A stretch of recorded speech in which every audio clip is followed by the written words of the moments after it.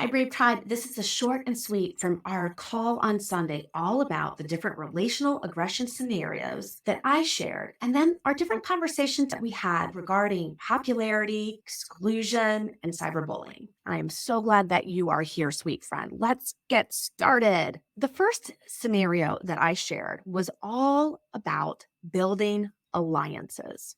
And the story was about a former student of mine who is now in high school. This is something that she experienced while in middle school. And all the names have been changed in the scenarios.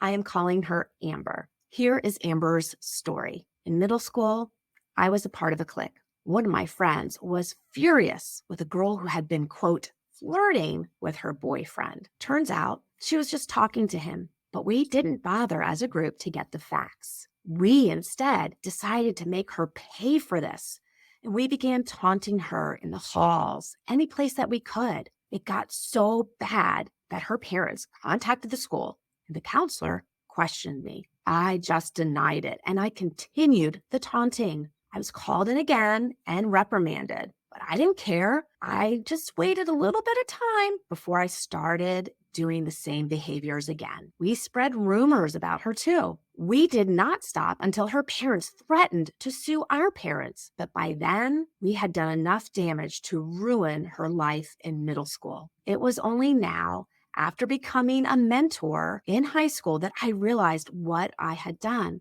I am so ashamed, and I still don't know how to make it right. That's Amber's story. In our call, we explored a little bit more about building alliances, and this was such a great conversation. If you have time to listen to the full call, I really invite you to go back. Several members really shared some key aha takeaways. So, for our purpose of refreshing our memory, an alliance is a relationship between two or more people with an intention to exclude or act aggressively toward another person. This is what Amber and her friends were doing with this other girl. Amber was intentionally trying to be cruel and unkind to someone who had talked to her friend's boyfriend. It wasn't even Amber's boyfriend. Using your friends to build your power of intimidation, that is alliance building, and it really can quickly lead to negative behaviors. And in our call, we were really talking about how sometimes you might even just share with a friend your complaints about another person, and not necessarily trying to build an alliance, but just through verbal sharing, you can shift and change how someone else views someone. If you were complaining about a girl and that person happens to be in your friend's class, just through what you shared, your friend may treat that person a little differently. So it's important for us to be aware of how we share information, what we share, and why. Asking ourselves, why am I sharing? Am I hurt and I want this other person to hurt back? And I want my friends to support me and to let this person know that they've wronged me. That is building alliances. Acting aggressively towards someone who has hurt us is not a healthy way to solve a conflict. In our conversation, we were asking some of the following questions, like, how does it feel when alliances are built against you? And several girls have had that experience where, for some reason, which that sometimes they don't even know, they're pushed out, or they can tell that the girls are siding with another friend, and they feel that their story or their perspective isn't being heard. How we interpret experiences can be based on so many things other than just what actually happens in the moment. We bring our past experiences in how we solve these problems. One question that we asked and talked about is, how can we distinguish the difference between supporting a friend and then building an alliance? So supporting a friend would look like saying things like, gosh, that sounds like that was really hard. I'm so sorry that happened. Oh, I can see why your feelings were hurt. Building an alliance would be a little different. I'm going to go give her a piece of my mind, or I'm going to tell her that she's just awful. If you are taking action because of how a friend has been hurt, if you're acting on their behalf, we really need to question, is this my issue? Should I be involved in this? Is this my problem to solve? Why is this so upsetting to me? That's very important to think about. Sometimes the best way to support a friend, rather than going and saying something to that person, we might try to encourage that friend to ask an adult for help or support. Maybe it would be helpful to talk to the school counselor, or let's stay later after class and talk to the teacher. Maybe they can help us. That is a way we can help support the friend. Our final question we talked about is, what can you do when a friend asks you to be part of an alliance against someone? And the girls had wonderful examples. One of the things is first to validate that your friend's feelings. They've been hurt. Sometimes friends verbally process what they've experienced, and giving them this opportunity may help them calm down and allow that rational part of their brain to come back online. Several of the girls shared a statement, gosh, I can see how this hurts so much. And I'm so sorry that's happened to you. But I don't think me saying something to them is going to make the situation better. Maybe we can brainstorm a way that you could talk to this friend and share openly how you feel. One of our big conversation pieces as we were looking at the scenario is our perceptions and misconceptions about alliances. The first big thing that I felt very important to share with the girls is that sometimes it almost feels like it's become the norm to get other friends mad at someone who has hurt them, to take comfort from ostracizing or punishing a target with the help of our friends. I know when we've been hurt, we often try to find the reason why, or we want to be validated that this was a hurtful experience. And sometimes when we seek support from our friends, we're looking for them to be on our side, to say that, yes, this person is awful and they've hurt you. We really need to work at changing this norm. When you're upset or you've been hurt by someone, I think the most important thing to do is take time to understand why you're upset. What is the feeling? What is the need that you have that you feel is being violated or taken away from you? Maybe you have a need to feel connected. Maybe you have a need for people to understand your side of the story and you feel that's not happening. When we can take some time to understand what it is that's causing this intense reaction in us, oftentimes we can see what we need to ask for or what we need to communicate with that one person. I want you girls to be really aware of how you perceive someone after a friend has shared something that may have been a negative experience. I want you to be open that sometimes that may just be in that relationship that we all make mistakes, and not to let someone else's interactions cloud your possible interactions with this person. Trying to remain open can help you not fall into the trap of building alliances and assuming the worst in someone else just based on someone else's interactions. Remember, you are a different person. Alliance building can be one of the most painful forms of relational aggression. I know several of you have experienced this. I'm glad that this is a safe place for you to share those experiences. Remember, it is one thing to turn to your friends when you've been hurt or you're angry with someone. It is another thing to get your friends angry with someone else or turn them against someone else. Sometimes the grievance is a misunderstanding, but the alliance building escalates the problem. Remember, girls, sometimes we personalize the actions of others and think that it's directed at us because of us, that there's something about us, and that's why they're doing this behavior. If you have a problem with someone, the best thing to do is talk directly to them in person without an audience. It is not helpful to do this by text because we can't hear tone of voice. We may misunderstand each other. We may not use all the words that we need to in a text because we just want to get it out.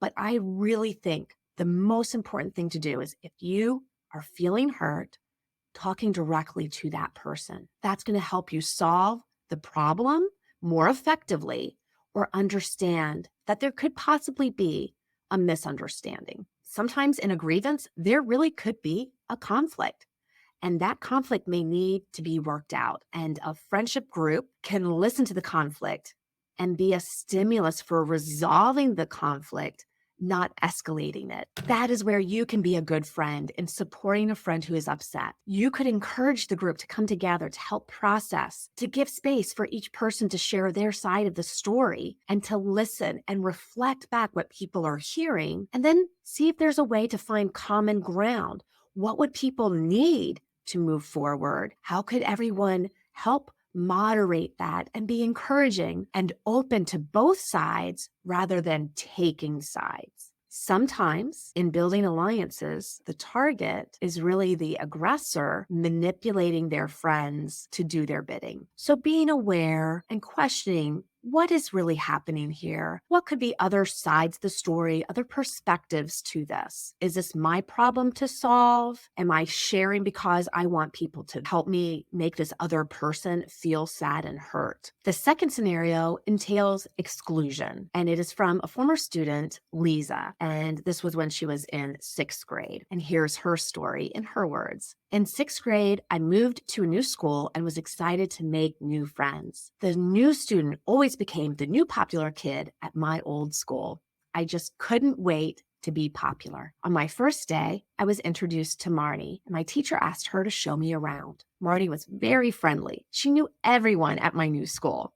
I felt fortunate and had so much fun getting to know Marnie and her friends during my first month at school. I even told my best friend at home I was in the popular group. I don't know when it started, but I could tell Marnie was starting not to like me as much. She would roll her eyes at me whenever I talked, or she might even make a mean comment. Then on a Friday, when I went to sit with my friends at lunch, there wasn't a spot and they completely ignored me. Over the weekend, no one responded to any of my texts. I kept trying for weeks to figure out what had happened. They let another girl from our class sit with them, and I later found out that she had been pushed out of the group when I first started. It can be so hard when suddenly people stop responding to us. They move to different seats. They no longer allow space for us. They don't open up the conversations and allow us room and space to share. This can hurt and it can be so confusing. I know some of you girls have seen the movie Mean Girls, based on the book Mean Girls and Wannabes by Rosalind Wiseman. As we look at a mean girl in a social hierarchy, we see a queen bee at the top. Marnie was using her power to exclude people. Marnie would have been described as the queen bee.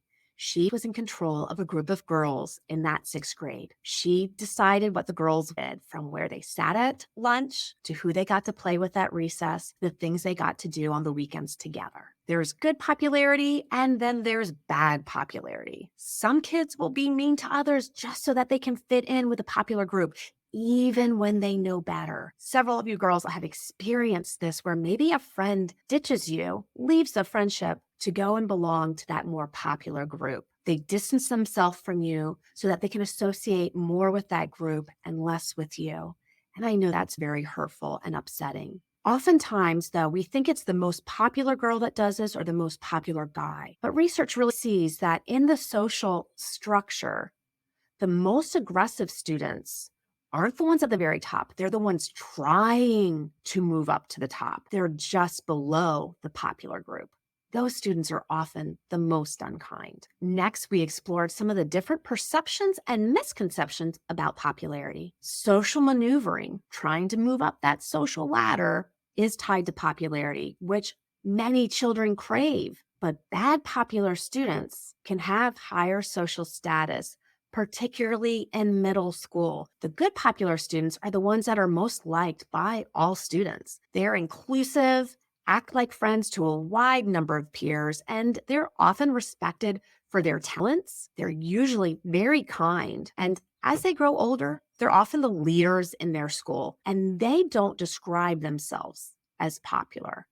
Bad popular students might be the pretty or handsome student. They often have lots of friends, they date more often, and they wield more social power. Being popular is good if it's the good popular kind. If popularity were based on the good popular model, the most popular kids would work to make the school a better place for all kids. So brave girls, you can be an agent of change in your school. You can be intentionally kind to others. You can give compliments, be helpful, be pleasant. You can spend time with different people. You can invite people in. That's how you build your good popularity, where people see you as a kind and caring person, someone that's willing to help others out, someone that is willing to have conversations and do fun things with other people. Your openness and kindness is what will attract other people to you.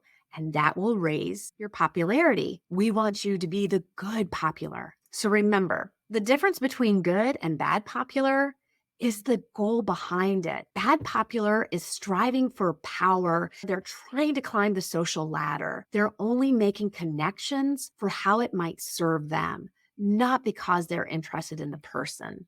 Why is being popular so important to us? It's actually part of our survival mechanism. We rely on one another for survival. So connection and relationship has always been very important for us. When we feel part of a group, we feel protected. We feel that we have a place, that we belong. That's what we all want. But be aware of why you want to be in a particular group, why you want to be friends with someone. Are they truly a kind person? Is this a warm, open, and welcoming group? Or do you have to shift and change to be someone else for you to belong? Another question is, what are the effects of being unpopular? It can really be hard when you feel that you're being excluded or that you feel that bad popular group really looks down on you. If you feel that you're being ostracized by that bad popular group, I want you to turn your focus and attention to the other students that aren't a part of that group. Who can you really connect with that might be warm, inviting, that you could actually have a real, deep, meaningful connection with? Other people you might have common shared interests with beyond the superficial. We also discussed how leadership and popularity are similar. Bad popular students often are using their leadership skills to control the group, to manipulate people, to get people to do what they want them to do. They often use their attention and focus to maintain their power and popularity. If only they could use that leadership in a more constructive, kind, and empathic way, it could truly shift the whole experience for many students at the school. The third scenario involves Allison, a former high school student of mine. Here is her story. I had my first boyfriend when I was 16. I did not realize I had become his girlfriend while he was still dating another girl at a different high school. He ended up breaking up with her and staying with me. One day, shortly after he broke up with her, I started getting nasty messages from her on social media. At first, I started firing back saying, "You're just jealous. He chose me and not you." Then she got all of her friends to start messaging me too. I had to get off of social media. A month or so after this started, our high schools played each other at a football game. She stood with her friends right in front of where I was performing with the cheerleading squad, holding signs with my picture and the word slut written all over them. It was horrible that someone I had never even met could harass me so much. And it got even worse when it left the computer and the bullying was right in front of my face. Cyberbullying is an ever-changing dynamic, giving a new and innovative way that kids find to hurt each other with technology. Empathetic disconnect describes the inability to see the emotions and feelings of someone receiving a message. In traditional bullying, an aggressor immediately sees the hurt that they've caused the target. Cyberbullying is very damaging because it can happen all the time. It can be something that the target continues to look at and worry about. With each new person that may see that comment, they are re-triggered and re-traumatized. So girls, it is so important when you are hurt and upset, take time to process and question, why is this upsetting me so much? What is the feeling I'm having? What is the need under this feeling? How can I help support myself? Brave Tribe, I hope this short and sweet has been helpful. Please be mindful of the impact that building alliances has on how people feel. Be mindful of how you share information to friends and how it might impact in cloud how they see someone else. When you are sharing with friends, ask yourself, why am I sharing this? Am I looking for people to validate my pain? Am I looking for people to make others feel what I have felt? I hope that you've learned from this short and sweet and these different scenarios. If you have a scenario that you would like to share, I would love to see it in our community page. That way we can help and respond to you. And sometimes it's so nice to know that you are not alone. If you have additional questions or need support, feel free to reach out. But as always, sweet friends, continue to live life bravely and show up as that best version of you.